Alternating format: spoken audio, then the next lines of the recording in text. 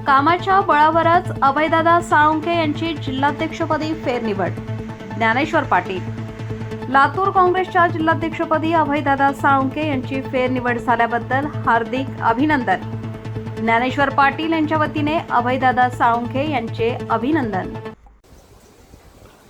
संघटन सृजन अभियानाच्या ऐतिहासिक निवड प्रक्रियेतून निवड झालेले माननीय श्री अभयदादा साळुंखे यांची लातूर जिल्हाध्यक्षपदी ही निवड झाली, त्याबद्दल त्यांचे मनस्वी अभिनंदन. एक त्यांचा चाहता, एक त्यांचा कार्यकर्ता म्हणून या ठिकाणी दादाची फेरनिवड झाली, त्यासाठी खरंच दादाचे खूप खूप अभिनंदन. आणि दादामुळं आमच्यासारख्या कार्यकर्त्याला लढण्याचं बळ भेटतं, त्यांच्याकडून काहीतरी शिकण्यासारखं आमच्यासारख्या कार्यकर्त्याला भेटतं. हे आणि त्यांची कार्यतत्परता, ज्या पद्धतीने ते काम करतात, त्यांचं खरंच मनापासून अभिनंदन करावं असं वाटतं. त्यांच्या कामाची पद्धत, त्यांचा मोठा जनसंपर्क, ज्या पद्धतीने ते काम करतात त्या पद्धतीला लाखो असंख्य युवक त्यांच्यासोबत जोडले जातात. हे त्यांची एक खासियत आहे.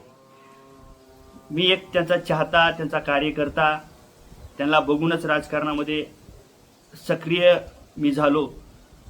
आणि जेव्हा जेव्हा त्यांचं कार्य बघतो, जेव्हा जेव्हा त्यांची आंदोलनं बघतो, त्यावेळेस असं वाटतं की खरंच दादा जे करतात ते मनातून करतात, गोरगरिबासाठी करतात, शेतकऱ्यासाठी करतात.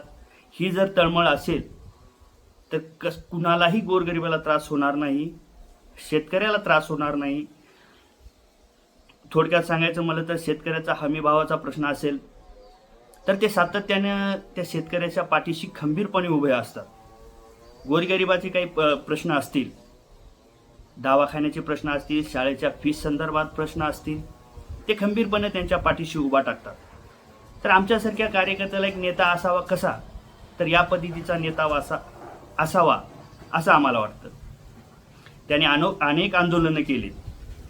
त्याने सुरुवातीपासूनच त्यांचं जीवन ही संघर्षाचंच राहिलेलं आहे. ते कॉलेज जीवनात असतील, शाळेच्या जीवनात असतील, ते सातत्याने एक ॲग्रेसिव्ह भूमिकेमध्ये संघर्ष योद्धा म्हणून त्याची ओळख आहे.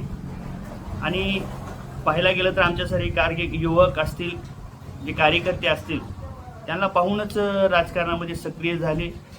त्यांची जी कामाची पद्धत आहे आम्हाला सर्वांना आवडली.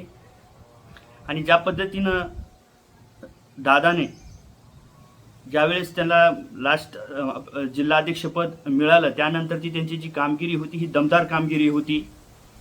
या दमदार कामगिरीवरच त्यांची पुन्हा एकदा फेरनिवड झाली. त्याबद्दल अमित भैया देशमुख साहेब असतील, काँग्रेस पक्षाचे वरिष्ठ नेते असतील, त्यांनी त्यांच्यावर तो विश्वास दाखवला. संघटन सृजन अभियानाअंतर्गत त्यांची ही फेरनिवड झाली. ही आमच्यासारख्या कार्यकर्त्यांना त्याचा मनस्वी आनंद होतो. परत आम्हाला त्यांच्यासोबत काम करायची संधी तर भेटलीच, पण त्यांच्याकडून शिकण्यासारखं भरपूर काही आहे.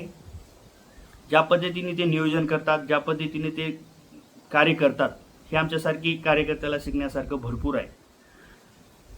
या कामाच्या बळावरच त्यांना निलंगा विधानसभेची संधी भेटली.